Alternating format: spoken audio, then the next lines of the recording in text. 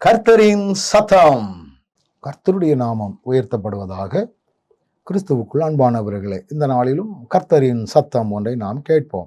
மத்தேயு எழுதின சுவிசேஷம் 13வது அதிகாரம் 17ஆம் வசனம் இப்படி சொல்லுகிறது: அநேக தீர்க்கதரிசிகளும் நீதிமான்களும் நீங்கள் காண்கிறவைகளை காணவும் நீங்கள் கேட்கிறவைகளை கேட்கவும் விரும்பியும் காணாமலும் கேளாமலும் போனார்கள் என்று மெய்யாகவே உங்களுக்கு சொல்லுகிறேன். இது ஆண்டவர் மிக அழகாக சொல்லுகிறார். நிறைய தீர்க்கதரிசிகள் பழைய ஏற்பாட்டு காலங்களிலே இருந்தார்கள், நீதிமான்கள் இருந்தார்கள். ஆனால் நீங்கள் காண்கிறவைகளை காணவும் கேட்கிறவைகளை கேட்க விரும்பியும் காண மாட்டாமல் போனார்கள். எங்கள் எபிரேயருக்கு எழுதின நிருபங்களிலே 11வது அதிகாரத்தை நீங்கள் வாசித்து பார்த்தீங்கன்னா இதற்குரிய விடைகளை நம்ம அங்கே பார்க்க முடியும்.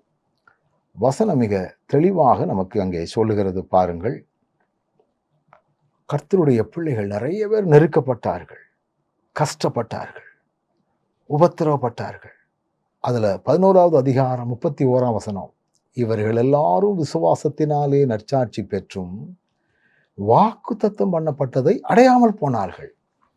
அதைத்தான் நம்ம இங்கே ஆண்டவர் சொல்லுகிறார். அவர்கள் கேட்கவும் விரும்பியும் காணாமலும் கேளாமலும் போனார்கள். நாம் எவ்வளவு பாக்கியம்!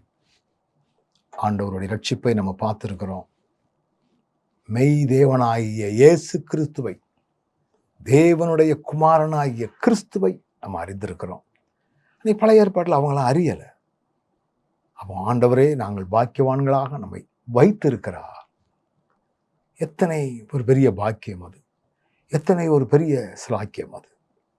நம்ம ஆண்டவருக்குள்ளே பெருமிதம் கொள்ளக்கூடியவர்களாய் நம்ம வாழ்க்கை தொடர்ந்து காக்கப்படவும் காணப்படவும் நீர் கிருபை தாரும். கண்களை மூடுவோமா? நல்ல ஆண்டவரே, எங்களோடு நீர் பேசின நம்முடைய வார்த்தைகளுக்காக நன்றி. தொடர்ந்து உம்முடைய விருப்பம் எங்களை நடத்தட்டும்.